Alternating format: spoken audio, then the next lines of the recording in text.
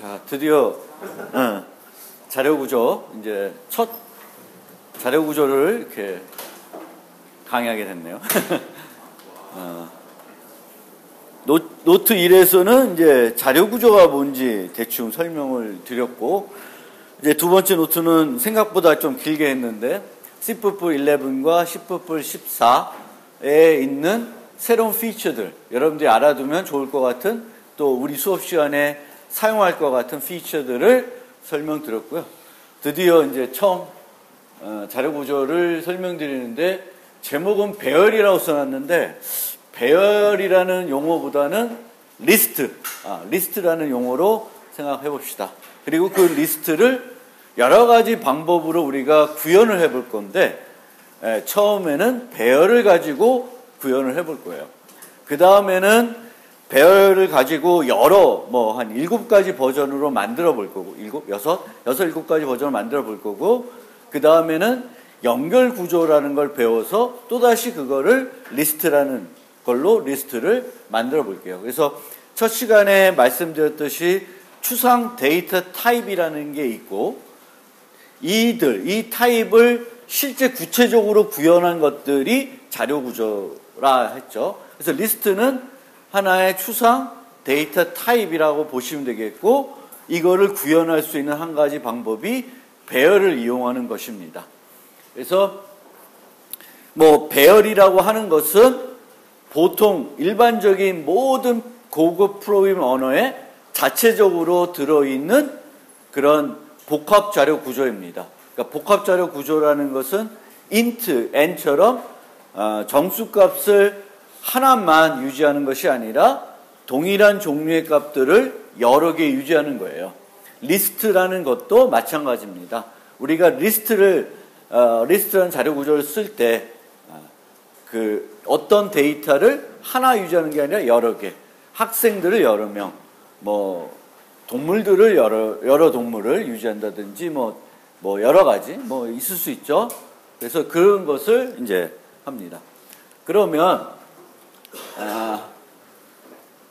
배열을 이용해서 이제 리스트를 만들 거니까 배열에 대해서 좀 간단하게 설명을 드리겠습니다. 보통 프로그래밍 언어 시간에 하는 그런 얘기들이 될게요.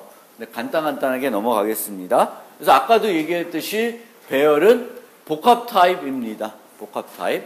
그리고 우리가 이런 복합 타입을 쓰는 것은, 만약에 복합 타입이라는 걸 쓰지 않고 원시 타입을 쓰게 되면은 여러 개의 값을 유지하려면 변수가 여러 개가 필요한 거죠. 40명의 학생이 필요하면 40개의 변수가 필요를 하게 돼요. 그러면 그 자체가 우리한테는 상당히 프로그래머 입장에서는 불편해지는 거죠. 그래서 배열을 통해서 동일한 종류의 값을 여러 개 유지할 수 있도록 해주는데, 여기에 핵심은 하나의 이름을 가지고 여러 개를 접근할 수 있도록 해주는 거예요.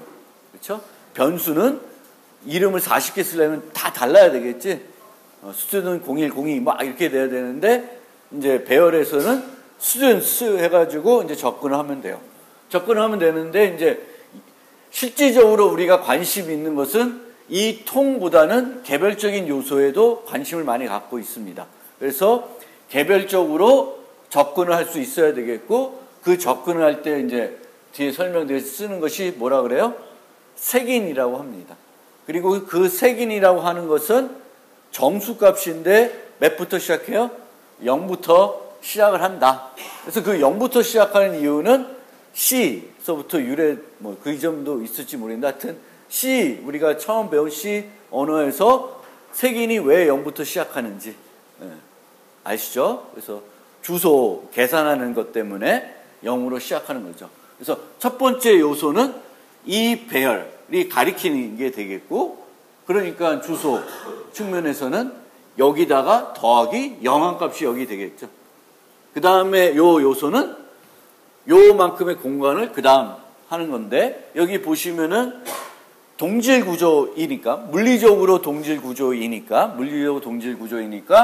우리가 여기 요소를 가고 싶으면은 요 위소의 위치를 바로 알 수 있어요. 바로 알 수 있는 이유는 두 가지입니다. 바로 알 수 있는 이유는 하나는 이 각 요소들의 크기가 어때요? 같죠? 같기 때문에 그렇고요. 얘 다르고 얘 다르면은 계산하기가 힘들겠죠? 같아요.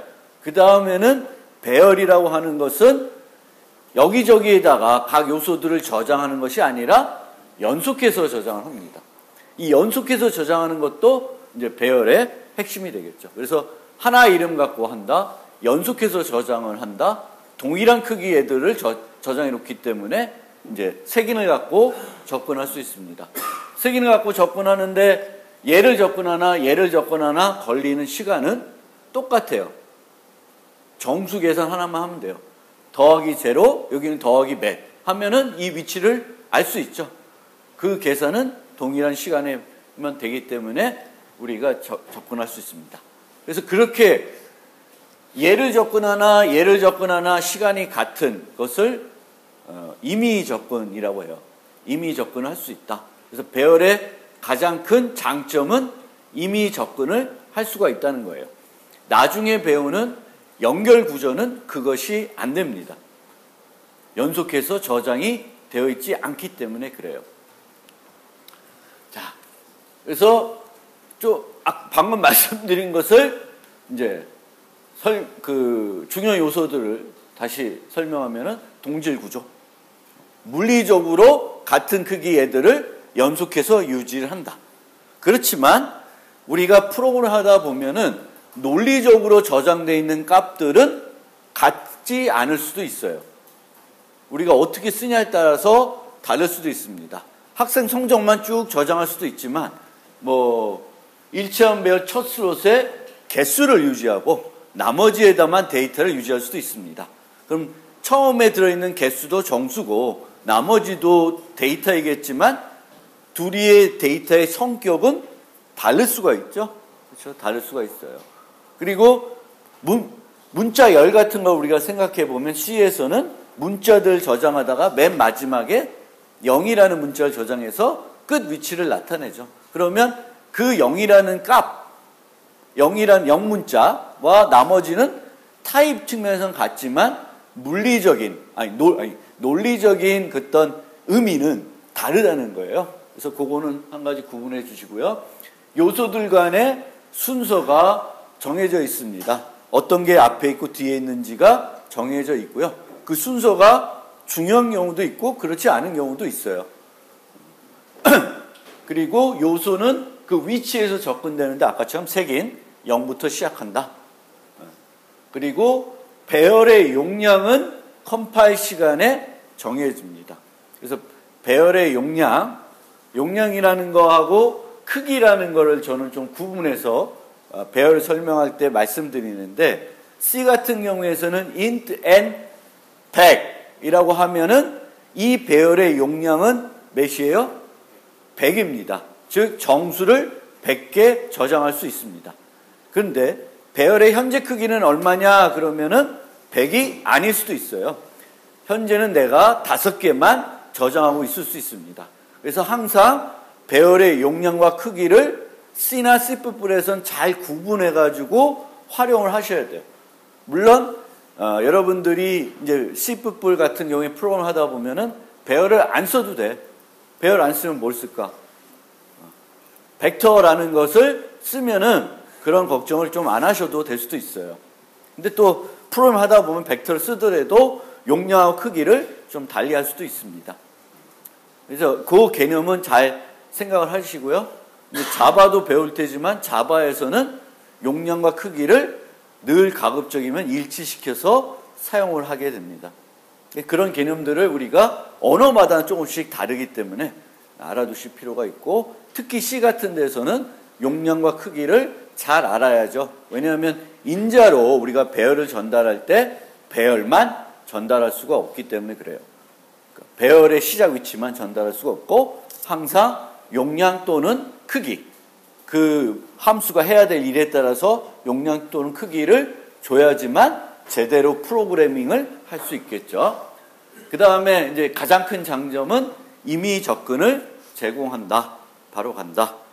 그래서 요즘은 대부분 다 우리가 쓰는 것들이 임의 접근인데 오래전에 테이프라는 게 있었어요. 테이프 안 쓰죠, 요즘은. 그쵸? 근데 그 테이프 같은 경우에는 감아야 되기 때문에 앞 노래를 듣나 뒷 노래를 듣나 좀 그게 빨리빨리 안 되죠. 근데 MP3 같은 우리 요즘에는 그냥 클릭만 하면 그 노래가 바로바로 플레이가 됩니다.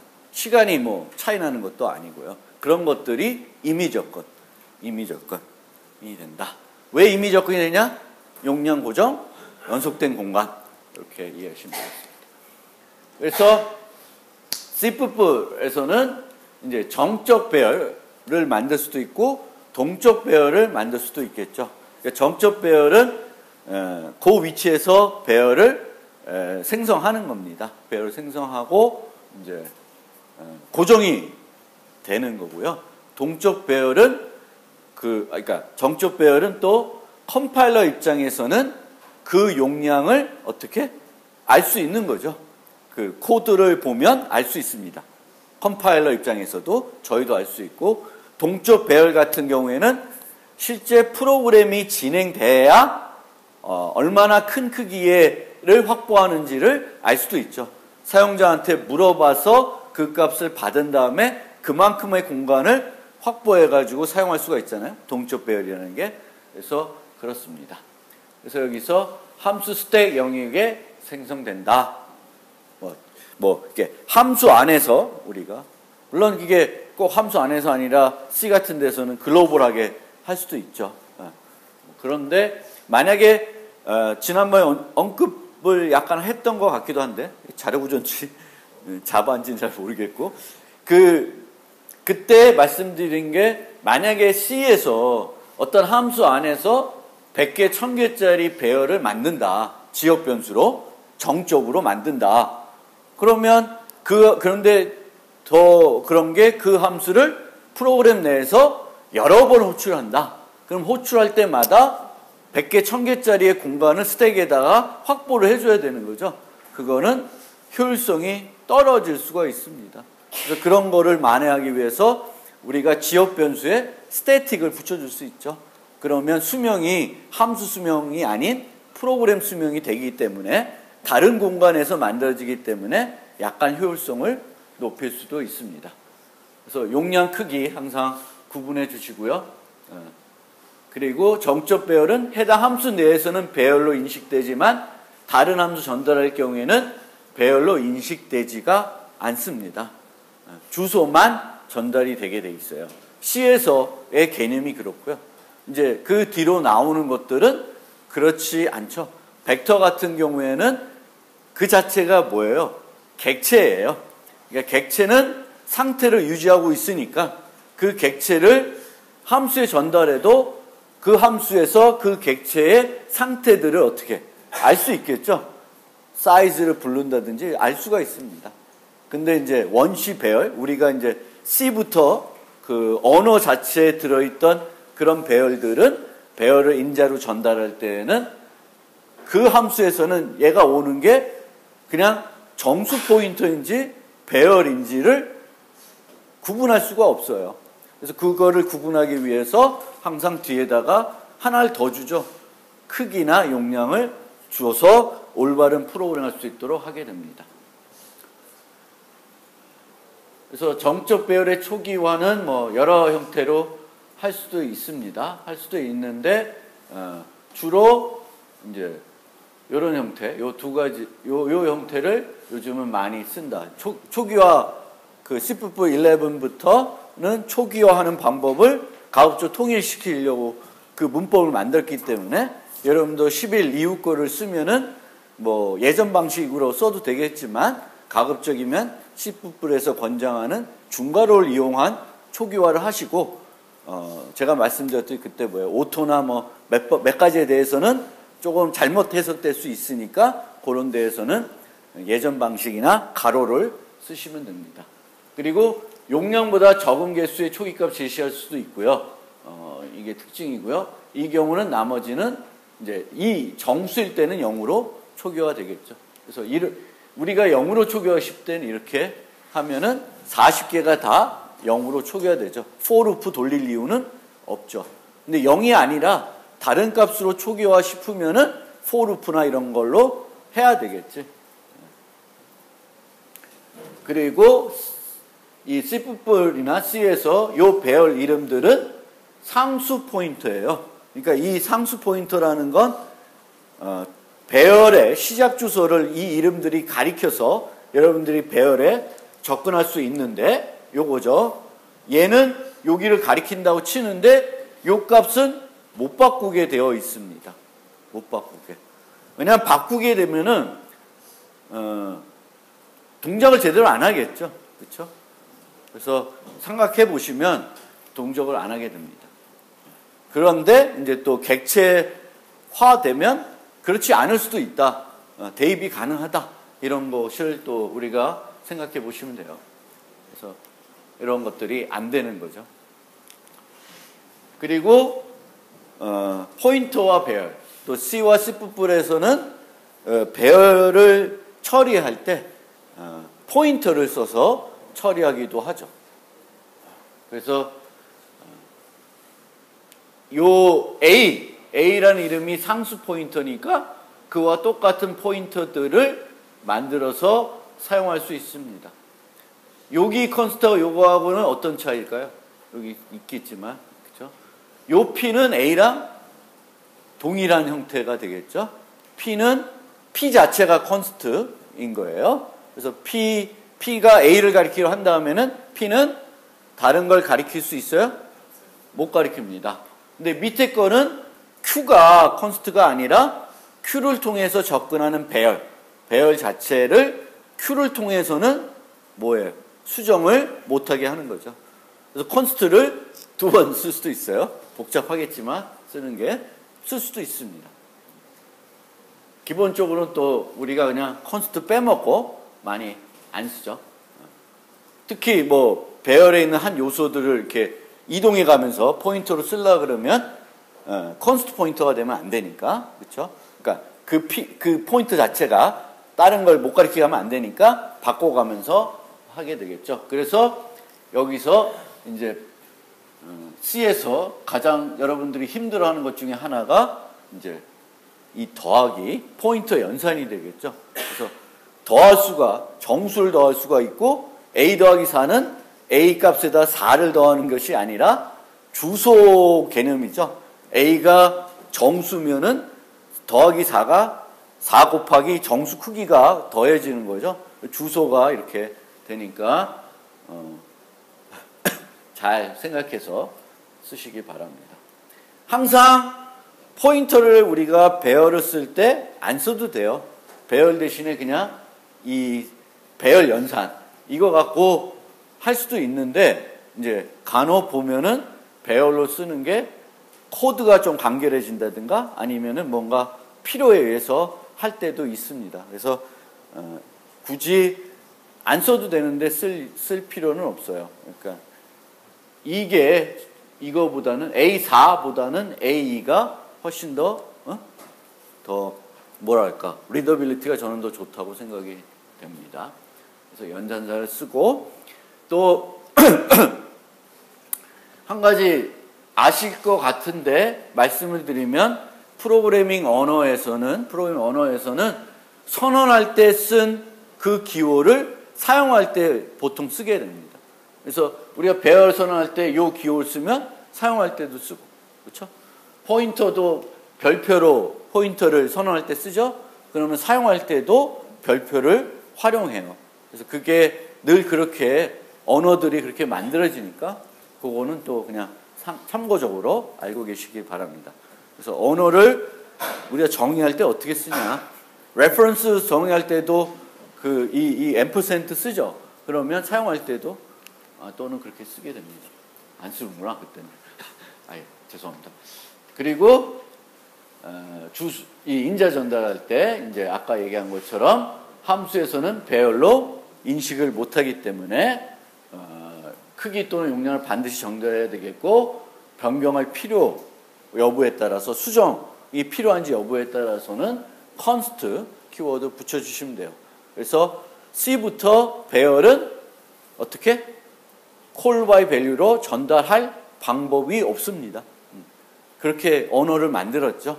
그래서 항상 C부터 배열은 그러니까 배열은 주소로 전달을 했고, C뿔은 C를 포함하고 있고 평생 포함하고 있어야 되기 때문에 그게 역사니까 C뿔에 있는 기본 문법은 C부터 따라오죠. 근데 지금은 우리가 이렇게 가면서 이제 기존 C에서 썼던 여러 가지 기능들을 안 쓰고 C뿔에 추가된 새 기능을 가지고 동일한 프로그래밍들을 할 수 있습니다. 그래서 그렇게 우리가 자꾸 이제 예전 C에서 썼던 문법 또는 기능대로 구현할 필요 없이 C뿔에 추가된 어떤 새로운 문법 또는 그런 걸로 프로그램 하시면 좀 더 좋을 수가 있을 것 같습니다. 하지만 늘 우리가 C에서 배운 것을 머릿속에 가지고 있어야 그 내부의 어떤 동작 방식이라든가 이런 개념들을 이해할 수는 있겠죠. 그게 필요할 수도 있으니까 주소 개념이라든가 이런 것들. 그리고 이제 동적 배열은 이제 이렇게 우리가 할 수 있고, 동적 배열을 딜리트 할 때, 반납을 할 때는 앞에다가 요거를 또 추가를 해서 그 동적으로 할당된 모든 공간을 한꺼번에 반납할 수 있도록 해줍니다. 그래서 배열 자료 구조로서 이제 언어적인 특성에서 배열이 아니라 자료 구조로서는 장점은 임의 접근을 제공한다. 단점은 용량이 고정되어 있다라는 거예요. 용량이 고정되어 있다는 거의 문제는 공간이 부족할 수도 있고, 어떻게 설계하느냐에 따라서 부족할 수도 있고, 아니면 낭비가 될 수도 있습니다. 그래서 우리가 뭘 설계하느냐에 따라서 동적 배열을 쓸 건지 정적 배열을 쓸 건지, 정적 배열을 쓰면은 용량을 얼마나 할 건지를 이제 여러분들이 판단하셔야 되는데, 간단하게 팁을 드리면 예를 들면 월별 어떤 정보를 날마다 이렇게 기록을 한다. 그러면 각 월마다 있는 일수가 최대 31, 최소 뭐예요? 28이죠. 그러면 이럴 때에는 차이가 3밖에는 안 나니까 그냥 31 확보해서 써도 낭비되는 공간이 별로 없죠. 이번 달이 2월이든 3월이든 몇 월이든 간에 31을 확보해 놓으면 괜찮다는 거예요. 왜? 낭비되는 게 크지 않으니까. 근데 그때마다 어떨 때는 30 확보하고 31 확보하고 28 확보하려고 하는 것은 오히려 효율성을 더 떨어뜨릴 수도 있어요. 복잡하고. 그래서 그런 건 아니다 이거죠. 근데 언제 그럼 동적 배열을 쓰냐 하면은 어떨 때는 용량이 10개만 필요하고 어떨 때는 한 1000개가 필요해요. 그러면 최대 1000개를 잡아놨는데 10개만 쓴다. 이건 낭비가 너무 심한 거죠. 그래서 어떤 공간이 필요한데 편차가 어때요? 사용할 때마다 편차가 너무 큰 경우에만 우리가 동적 배열을 쓰는 것을 권장해드립니다. 그리고 또 다른 단점, 중요한 건데 중간에 데이터를 추가나 데이터 제거가 번거롭다. 우리는 배열을 쓰고 배열은 연속된 공간에 만들어지겠고 우리가 데이터를 저장해도 연속해서 저장을 해놔요. 중간에 빼먹지를 않고. 왜? 빼먹으면 또 알아야 돼. 얘가 있는지 없는지. 그 고기가 어떤 데이터 값인지 아니면 비어져 있는 건지를 구분할 수 있어야 되는데 우리가 어떤 데이터를 쓰냐에 따라서는 구분이 안 될 수도 있겠죠. 그래서 우리가 배열 쓸 때는 늘 앞부분이 꽉 차도록 데이터를 유지합니다. 그런데 이제 중간에서 빼내면 앞으로 당겨줘야 되는 거죠. 그렇죠? 중간에서 제거를 하면. 그 중간에 집어넣으려면 뒤로 밀어줘야 되겠고, 그것이 남은 데이터만큼의 비용이 들죠. 뒤에 넣어야 되는 게 10개 필요하면 10개를 뒤로 시프트해야 되니까 그만큼 비용이 많이 듭니다. 그 다음에 C++에서는 이제 std array라는 라이브러리에서 array라고 하는 것을 제공을 하게 돼요. 그럼 이 array랑 C부터 왔던 얘랑 어떤 차이가 있냐? 하나는 그냥 얘부터 C에 있던 배열이에요. 그리고 얘는 배열이지만 뭐로 모델링 됐어요? 객체로 모델링 된 거예요. 그럼 객체로 모델링 되면 이제 나중에 여러분들이 자바 배우면 알겠지만 객체는 객체니까 그 객체를 전달하고 뭐 이러는 것들은 레퍼런스로 전달할 수도 있고 다 되고 전달하고 또 뭐예요? 그 용량이나 크기나 이런 것들이 그 배열 안에 뭔가 유지가 될 수 있기 때문에 좀 더 달라지는 거죠. 그러니까 그래서 이제 이 C++에서도 이 라이브러리를 만들어 놨고 여기서 설명되고 있는 것은 얘를 쓰나 기존 C부터 왔던 배열을 쓰나 성능에는 차이가 없다라고 얘기를 하고 있어요. 그러니까 우리가 자꾸 이렇게 쓸 수도 있고 얘는 특징은 똑같아. 용량이 고정돼요. 늘릴 수는 없어요. 한번 만들면은 용량이 고정돼요. 옛날 거랑 똑같다는 거예요. 근데 만약 내가 용량이 이렇게 낭비되는 거 싫다. 그럼 뭘 쓰면 돼? 얘를 쓰는 게 아니라 벡터를 쓰시면 돼요.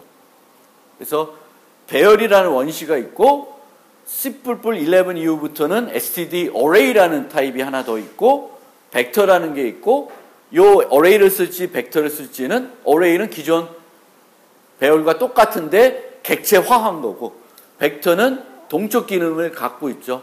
절저로 늘어나니까 용량들이 그런 거를 생각해 주시면 돼요. 그래서 이렇게 오토 활용해서 그 애들들을 방문할 수가 있고 대입도 되고 뭐 이 대입은 효과적이진 않겠죠. 이제 이게 뭐 어떨 땐 이제 무브도 하겠지만 주로는 카피가 되겠죠. 그렇죠? 카피 무브 머리 아픈데. 자, 그렇게 해서 std array 객체이므로 레퍼런스나 컨스 레퍼런스로 전달할 수가 있습니다. int o 뭐 이렇게. 그러니까 이거는 요 배열은 정수이고 용량이 5다 이렇게 되는 거예요.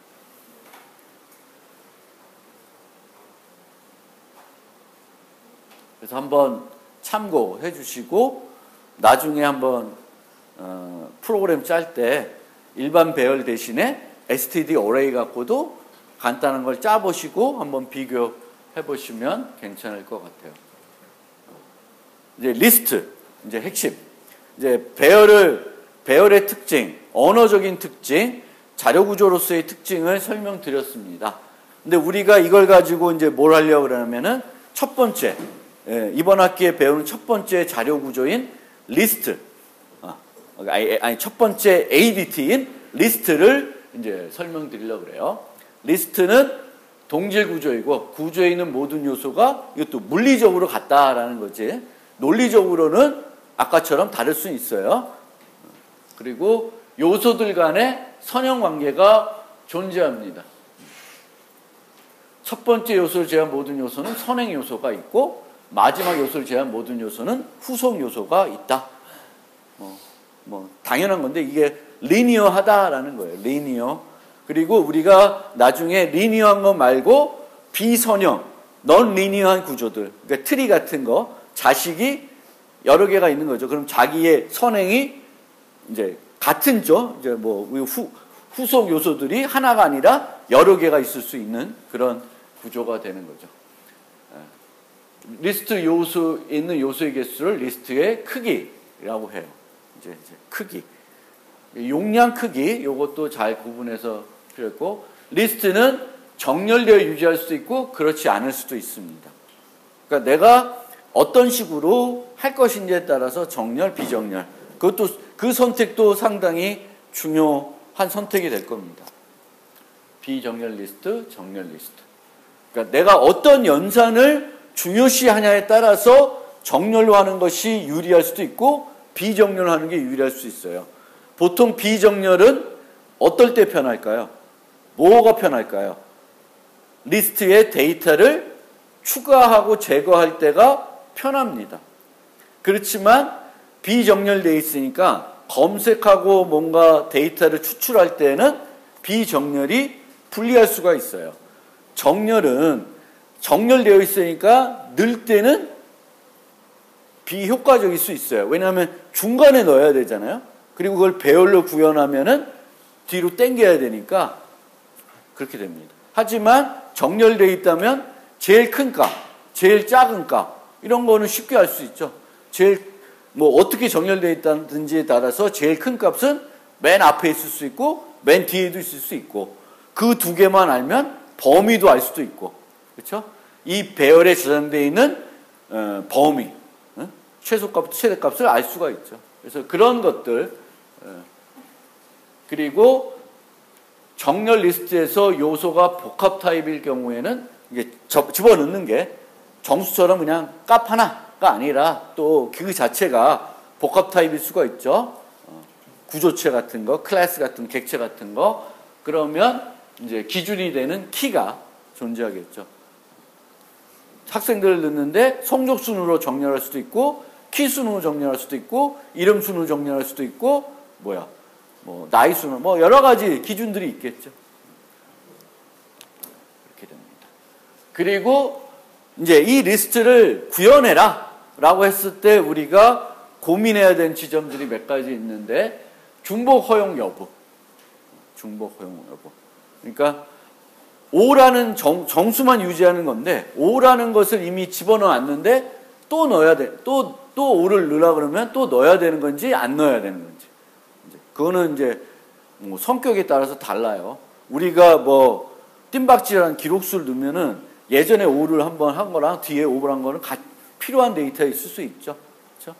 그래서 그렇고 나중 되면은 이제 set라는 구조도 배우는데 set은 중복된 게 저절로 없는 거죠. 그렇죠? 그렇게 되고요. 제공하는 연산의 형태 기본이 이거예요. 삽입, 삭제, 검색, 추출. 각 연산 형태 정해질 응용에 따라 달라질 수 있다.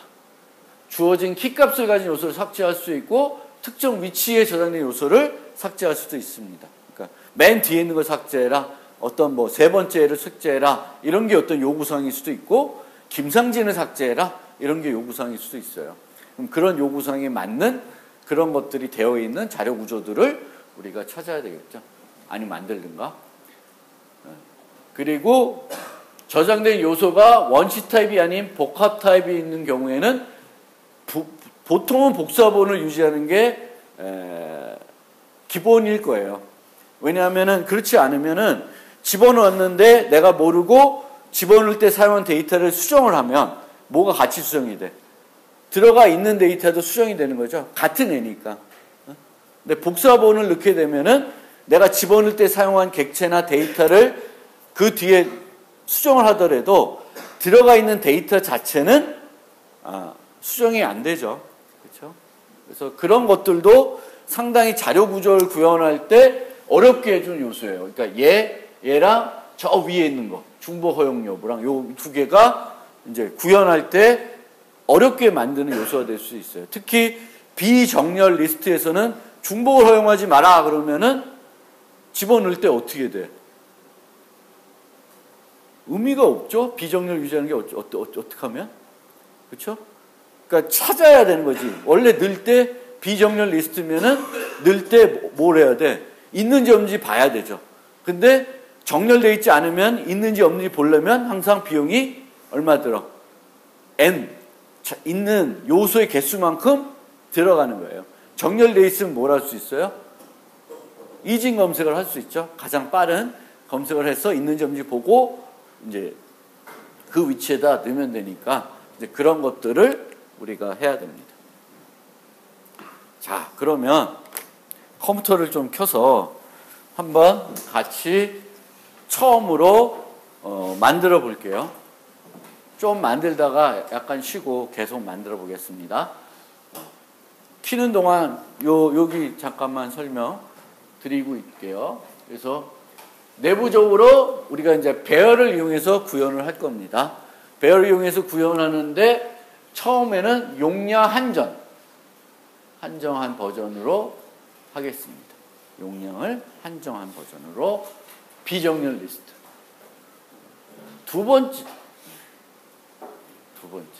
두 번째는 중복을 허용하지 않는 그런 방법으로 수정을 한번 해보고 3번은 필요하면 용량 늘리기. 요거를 동적 배열을 쓴다 그래요. 동적 배열 방식이라 그러고 그 다음에는 int를 다 t로 바꿔서 범용 타입으로 바꿔볼게요. 그 다음에 비정렬 리스트들에 대한 구현이 끝나면은 정렬 리스트를 또 배열 가지고 해보겠습니다. 그래서 한 5개지 아니면 좀 더 될 수 있고, 숙제로는 제가 3번을 올려놨어요. 그래서 오늘 그 용량 한정한 거를 저랑 같이 해보고 집에 가서는 그거를 동적 배열 쓰는 걸로 한번 바꿔보시면 좋겠어요. 요거죠. 요거. 얘는 이렇게. 그러니까 처음에 우리가 할 거는 요거.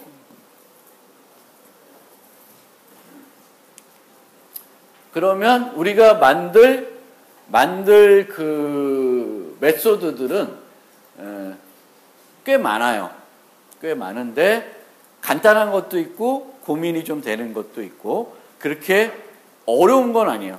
비정렬 리스트 만드는 게 어렵진 않습니다. 그래서 여러분들이 잘 생각해 보시면 되고요. is empty, is full, size. 요 is empty와 is full은 뭘 이용하면 될까요? 사이즈 정보를 이용하면 되겠죠. 그리고 capacity라는 걸 갖고 용량과 크기가 다르니까 capacity라는 것도 유지해야 될 거고요. 그 다음에 사이즈가 0이면은 empty이고 사이즈가 capacity가 같아 버리면 full이죠. 그리고 삽입은 이렇게 push front, push back, add after, add before 이런 걸 해보겠습니다. 근데 요 add after, add before는 이제 그때 가서 좀 더 설명을 드릴 거고요. 열람, 빼내는 것은 pick front, pick back 이렇게 이제 기본적인 거 만들어 보고요. 이건 어렵지 않겠죠. 그렇죠? 맨 앞에 거, 맨 뒤에 거. 그 다음에 find, 비정렬 리스트니까 얘는 on이 걸려요. 그 다음에 삭제, 삭제는 찾아야 되니까 있는지 없는지 비정렬이니까 on이 걸리고요. 근데 remove 자체도 또다시 n이 걸리는 게 아니라 얘는 o1이 걸려요. 한번 설명드렸죠? 어떻게 하면 돼? 맨 뒤에 요소를 그 위치에도 옮기면 돼요. 비정렬이니까.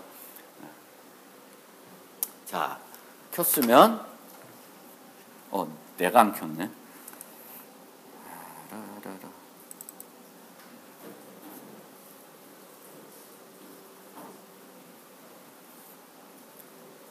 그 이클립스 CDT, CPP 그거를 띄우고 혹시 그게 안 되신 분은 우리 라이브러리에 있던 요 DSCPP인가요? 네.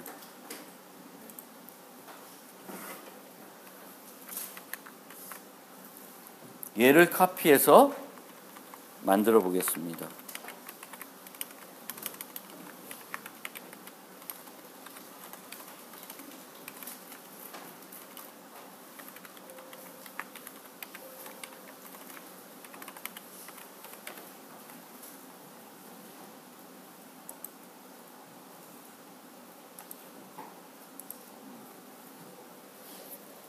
프로젝트가 이제 구글 테스트도 같이 쓰면서 해보려고 하니까 이제 새롭게 프로젝트를 만드는 것이 아니라 기존 프로젝트 가지고 좀 수정해서 만들겠습니다.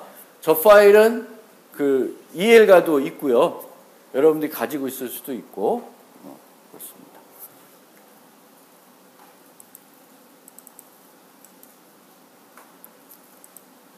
그러면 .h 파일이 있을 거예요. 그렇죠? 저 파일을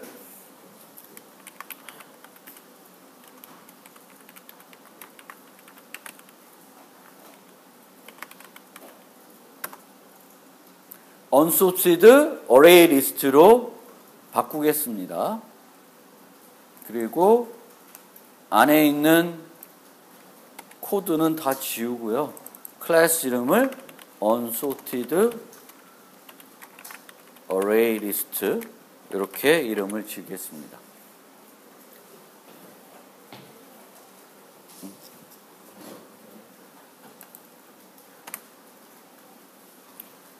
C뿔은 끝에 세미콜론이 붙어야 되죠. 클래스 끝에.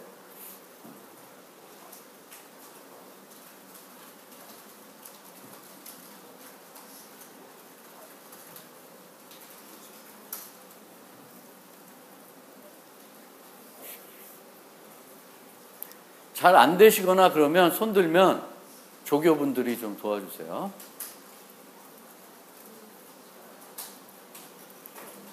자신 있게 잘 모르거나 잘 안 되는 거 있으면 손을 좀 들어주세요. 옆 친구가 좀 도와줘도 좋고 괜찮습니다.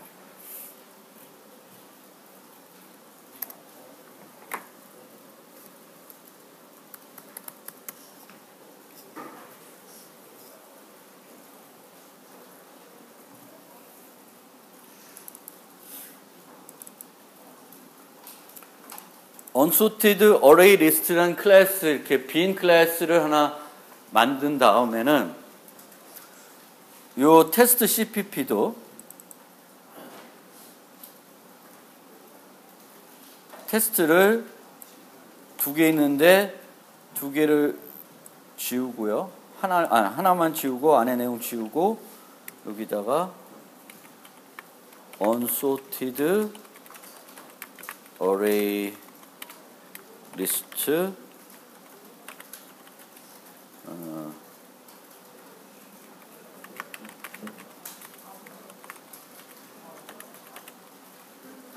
좀 길죠? Unsorted Array List Capacity Fixed Test 보겠습니다. 이렇게 좀 길게 하고요.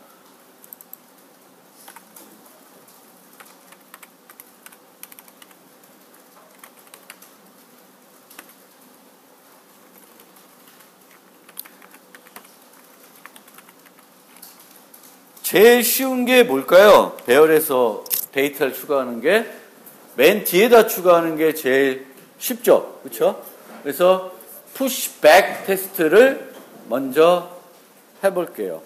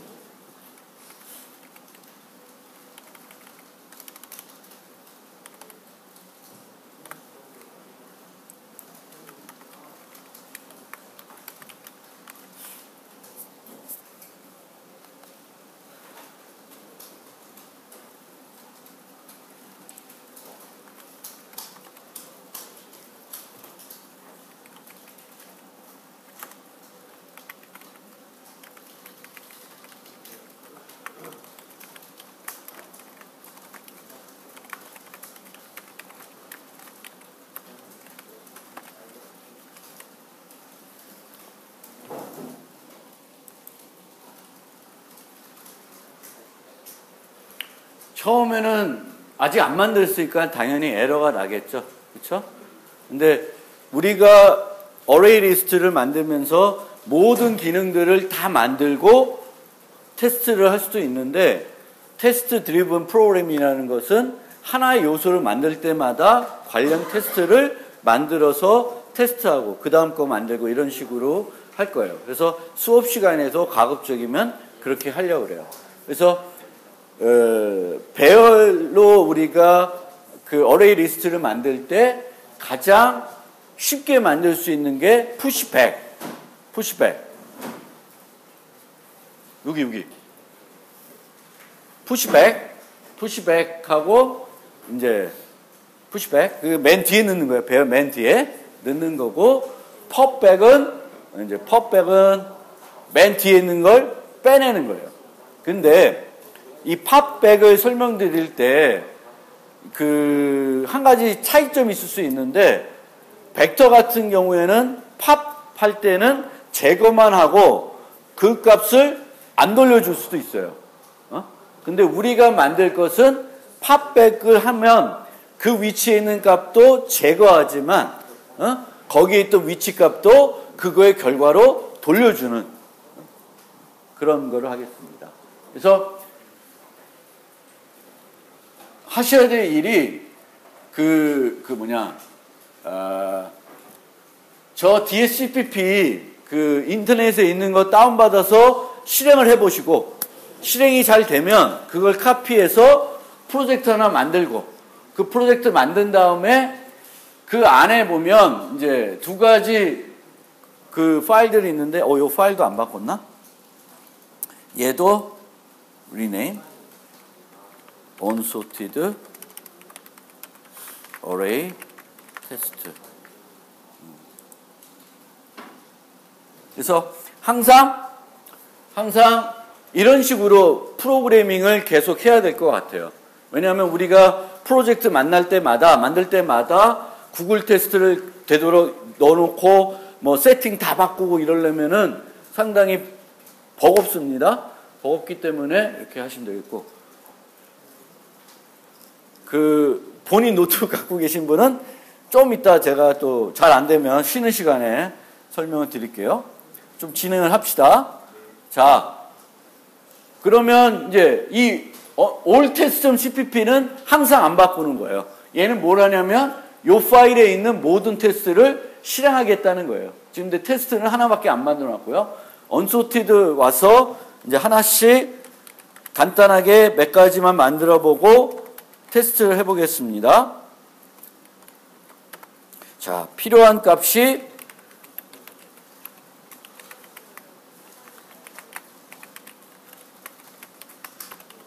캐패시티 용량, 배열의 용량이 필요하고, 이 용량은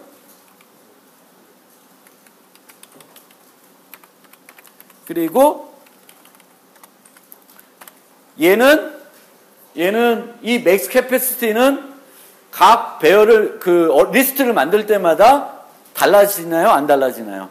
안 달라진다고 이제 하는 거예요. 그래서 항상 용량은 10이고 10개밖에 못 넣어. 우리 10개도 안 낼 건지만 10개밖에 못 넣어요. 더 줄여도, 나중에 테스트할 때 요걸 줄여보셔도 돼요. 풀 같은 걸 테스트해 보려면 얘를 줄여봐야 되는 거지. 근데 우선은 풀 테스트를 아는 건 아니니까 푸시백부터 해볼 거고요. 그 다음에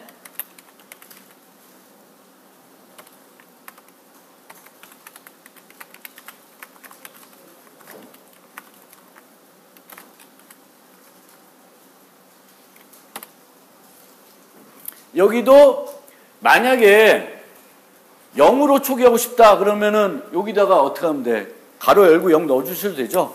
근데 그 0이라는 게 우리한테 무슨 의미가 있나? 그렇진 않아요. 지금 리스트에서는 정수를 저장하지만 0이 들어가고 있다고 해서 뭐 특별한 값을 우리가 쓰고 이런 건 아니니까. 근데 만약에 뭔가 초기화가 필요하면 이 위치에서 하셔도 되고요. 그 다음에 이제 필요한 멤버가 뭐예요? 사이즈죠. 얘는 얼마? 0이에요. 이 외에 필요한 게 있나요? 멤버로서 리스트를 만드는데 필요한 것은 없는 것 같아요. 그러면 이제 퍼블릭한 메소드들을 만들어야 되는데 뭐부터 만들면 될까?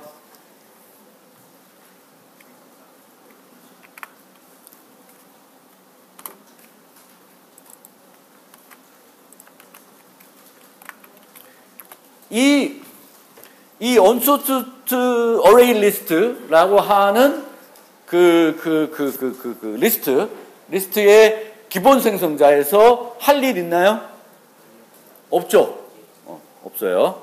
그러면 그냥 이렇게 꺽쇠 열고 그 빈 생성자로 정해 놓을 수도 있는데 cpp11부터는 equal 디폴트 형태로 써도 됩니다. 그리고 virtual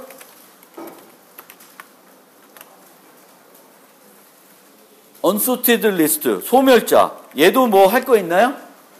없어요. 그러면 이렇게 디폴트. 알아서 해. 잘 만들어주세요. 뭐 쟤도 뭐 만들 거 없고요. 그래서 이렇게 가시면 돼요. 근데 생성자를 우리가 이거 말고 하나를 더 만들 거예요. 근데 아직은 아니고 이렇게 만들 거예요.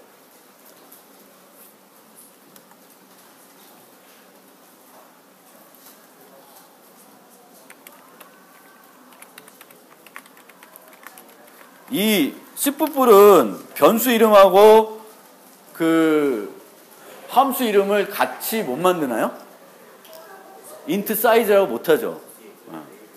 왜 그런지 모르겠어요. 자바는 되는데. 그래서 싫지만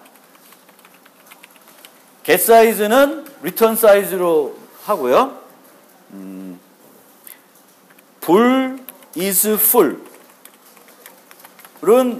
뭘 따지면 돼요? capacity하고 뭘 비교해요? 사이즈. 그럼 if는 필요해요? 안 필요해요? 필요해? 필요 없죠? 뭐만 쓰면 돼? return 하고 사이즈랑 뭘 비교해요?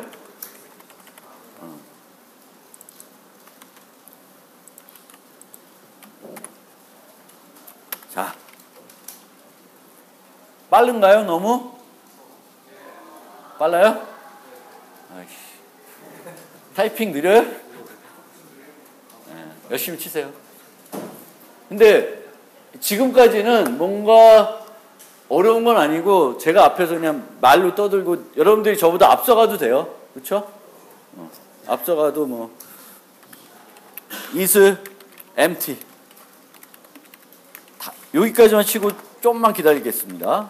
얘는 어떻게 해요? 사이즈랑 0이랑 그러면 이제 그거 됐어요. 보통 이제 여러분들이 타이핑이 느리다고 하니까 제가 딴 얘기는 아니지만 하나 더 다른 얘기를 하면은 보통은 이제 H 헤더 파일에 이제 코드를 안 넣고 선언만 하고 CPP 파일에다가 그 코드를 넣는 경우가 그렇게 배웠을 것 같아요. 아니면 그렇게 하는 경우가 많은데 좀 귀찮고 뭐 굳이 CPP 파일을 만들어야 될 것 아닌 것 같고 제 개인적으로는 그래서 제 수업에서는 별도 CPP 파일을 안 만들고 그냥 여기다가 자바처럼 그냥 칠게요. 근데 이렇게 안 할 수도 있다라는 거는 늘 스타일의 문제니까 이제 해주시면 되겠고 보통은 이제 기본적으로 인라인 해야 될 거를 뭐 안에 넣는 경우도 있는데 그것도 어려운 복잡한 얘기니까 이렇게 가고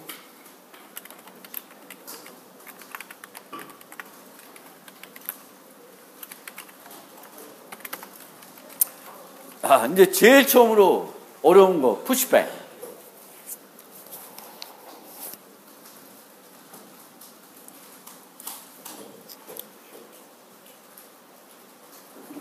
푸시백. 우리가 정상적인 경우와 정상적이지 않은 경우 메소드를 구현할 때는 항상 정상적인 경우에 하는 일 그리고 좀 예외적인 경우가 뭐가 있는지를 봐야 되겠죠. 이 full 푸시백의 경우에는 예외적인 상황이 뭐예요? 그렇죠? 꽉 차서 더 이상 넣을 수 없을 수가 있죠. 모든 사입과 관련해서는 데이터를 추가할 때에는 그 엉뚱한 데이터가 올 수도 있고요. 엉뚱한 데이터. 지금은 int 발이니까 파일 자체, 그 값 자체가 잘못되는지 아닌지는 어떻게 모든 정수가 우리가 다 받아주니까 안 되겠지만 나중에는 뭐 우리가 어떤 데이터를 받을 때 그 데이터가 올바른 데이터를 검사해야 될 수도 있어요. 그러니까 얘를 검사해야 될 수도 있고요. 근데 여기서는 이제 그냥 원시 타입이니까 오케이 가는 거고요. 그 다음에 여기서는 그럼 뭘 따져야 되니까 풀인 경우에 안 해야 돼. 근데 풀인 경우는 안 하는데 그건 좀 이따 하고 정상적인 경우는 뭐예요? 어떻게 돼요? 리스트 어디다가 넣어? 사이즈, 사이즈의 발 이렇게 넣을 수 있어요. 그런데 이렇게 넣고 끝내면 돼요? 뭘 해줘야 돼요? 사이즈를 증가시켜줘야 돼요. 그러면 다음 주에도 할까? 다음 주에 하셔도 돼요. 아니, 그러니까 사이즈를 여기는 그냥 사이즈만 하고 밑에다가 사이즈 플러스 플러스 아니면 플러스 사이즈. 보통은 단독으로 할 때 플러스 사이즈가 더 효율성이 높다 그래요. 왜 그런지는 저도 잘 정확히 모르겠는데 그게 그 차이가 있대요. 그러니까 이렇게 안 하고 이렇게. 근데 위에다가 여기다가 플러스를 앞에다 넣으면 안 돼? 안 돼요? 그렇게 넣으면 안 돼. 그래서 그거는 여러분들이 스타일이니까 이렇게 하고 이게 정상적인 경우예요. 그러면 비정상적인 경우는 언제다? is full. 그럼 여기서 뭘 할까?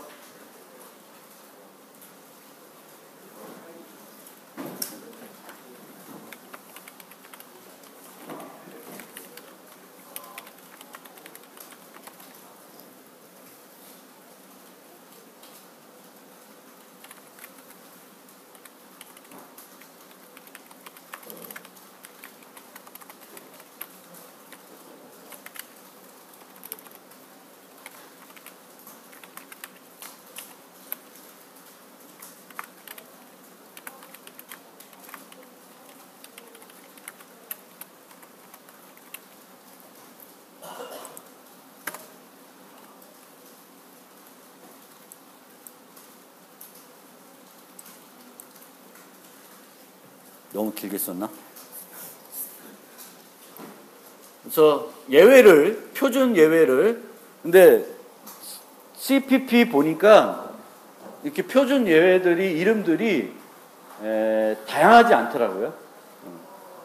자바는 막 예외들이 엄청 너무 많아. 그래서 여기에 쓸만한 것들, 뭐, 있기도 한데, 우선 여기는, 하나, 그렇지. 더 길어 보였어. State full.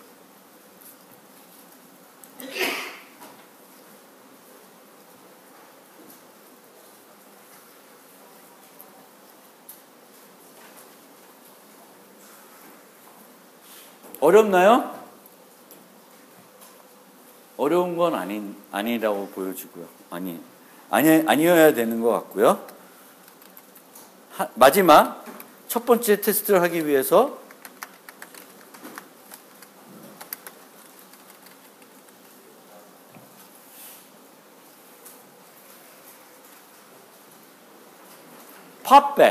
팝백은 맨 뒤에 있는 것을 반환해 주는 거예요. 근데 반환해 줄 뿐만 아니라 뭐가 줄어들어야 돼요? 사이즈가 줄어들어야 되는 거죠. 실제 제거를 하지만 제거하는데 우리가 뭘 해야 되는 거는 없어요. 그 자리에다 다른 값으로 덮어 쓸 필요도 없죠. 뭐만 바꾸면 돼? 사이즈만 바꾸면 되는 거예요. 우리의 구현상에는. 그러니까 사이즈가 3이었으면 사이즈 2로 바꾸면서 그 팝백의 효과는 내는데 여기서 이제 반환 값이 있으니까 이 반환은 뭐래요? 맨 마지막 값을 반환해 줘야 되겠죠. 그러면은 정상적인 경우에만 해보면 반환할 값은 리스트 어디에 들어있어요? 사이즈? 사이즈에 들어있나요? 사이즈는 1이야. 하나 넣었을 때.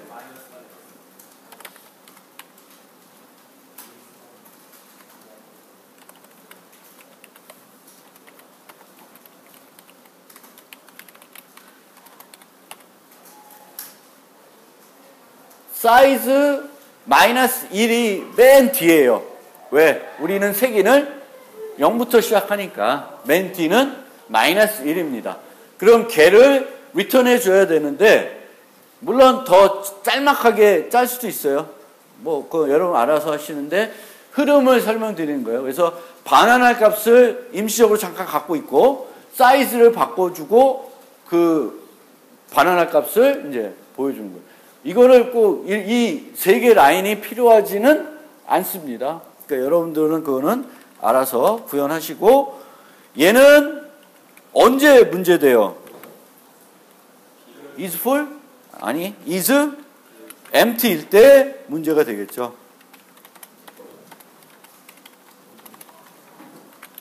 is empty이면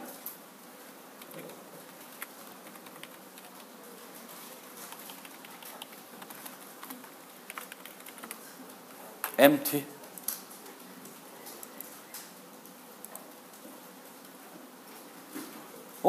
에러나?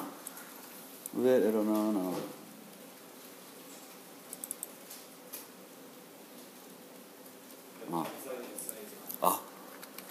똑똑하신 분들.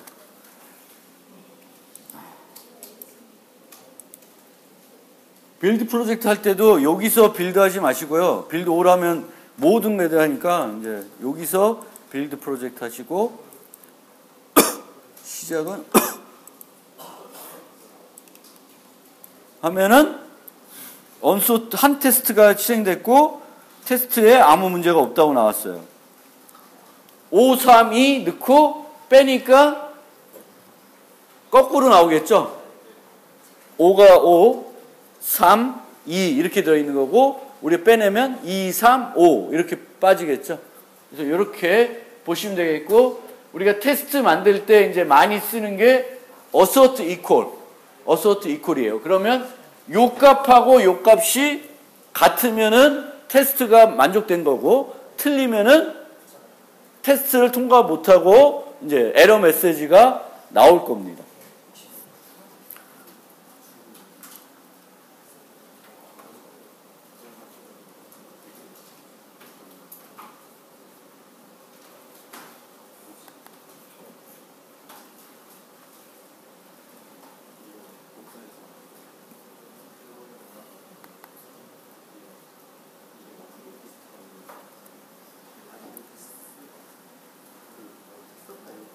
자,